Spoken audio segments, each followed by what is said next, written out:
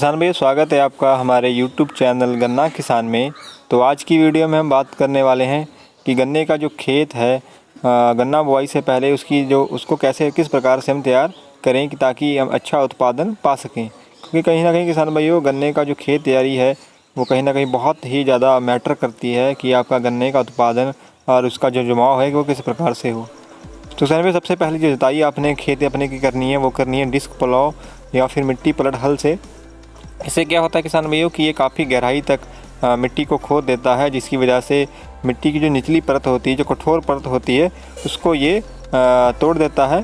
जिसकी वजह से क्या होता है कि जो गन्ने की जड़ें होती हैं वो काफ़ी निचली सतह तक पहुंच जाती हैं, जिसकी वजह से वो जो नमी है खेत की वो काफ़ी समय बाद भी ये अर्जित करता रहता है पौधा। और इसकी वजह से ही कहीं ना कहीं जड़ सिस्टम जो होता है गन्ने का, रूट सिस्टम जो होता है, वो अपनी पकड़ जो है मजबूत बना लेता है मिट्टी में, जिसकी वजह से ये जल्दी गन्ना गिरता भी नहीं है किसान भाइयों। तो इसके बाद की जो दूसरी जुताई आपने करनी है वो आपने हैरों से, डिस्क हैरों से। और इस प्रकार से आप हैरों की जुताई कीजिए, क्योंकि जब आपका डिस्क प्लाव का जब आप यूज़ करते हैं और उसके क्या होता है कि जो मिट्टी होती है वो काफ़ी ज़्यादा उसके ढेले से बन जाते हैं मिट्टी के, उसको ये क्या करती है हैरों, उसको ये बारीक कर देती है, जिसकी वजह से खेत जो है मुलायम बन जाता है। उसके बाद आपने क्या करना होता है कि उसके बाद आप खेत में कल्टीवेटर से एक जुताई कर दीजिए। और ये जुताई आपने करनी होती है उत्तर से दक्षिण और पूर्व से पश्चिम दिशा में। इस प्रकार से आप दो इसमें जुताई कीजिए कल्टीवेटर की, ताकि खेत जो है वो बिल्कुल उसकी जो मिट्टी है वो मुलायम और भुरभुरी हो जाए। इसके बाद जो अगली जुताई किसान भाइयों करनी है वो आपने करनी होती है रूटावेटर से।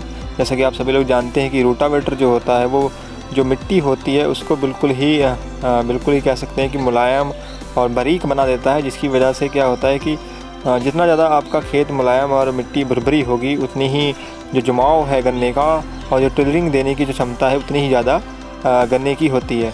क्योंकि ये जो रोटावेटर होता है ये बहुत ही अच्छी प्रकार से मिट्टी को मिक्स कर देता है, बहुत अच्छी प्रकार से मिट्टी को मुलायम और भुरभुरा बना देता है, जिसकी वजह से आपका उत्पादन जो है कहीं ना कहीं उसमें बहुत ही फ़र्क पड़ता है किसान भाइयों। तो इसके बाद क्योंकि हमने, इसके आप सभी जानते हैं कि हमने मिट्टी पलट हल का भी प्रयोग किया था और बाकी यंत्रों का प्रयोग किया, तो उससे क्या होता है कि हमारा खेत जो है असमतल हो जाता है।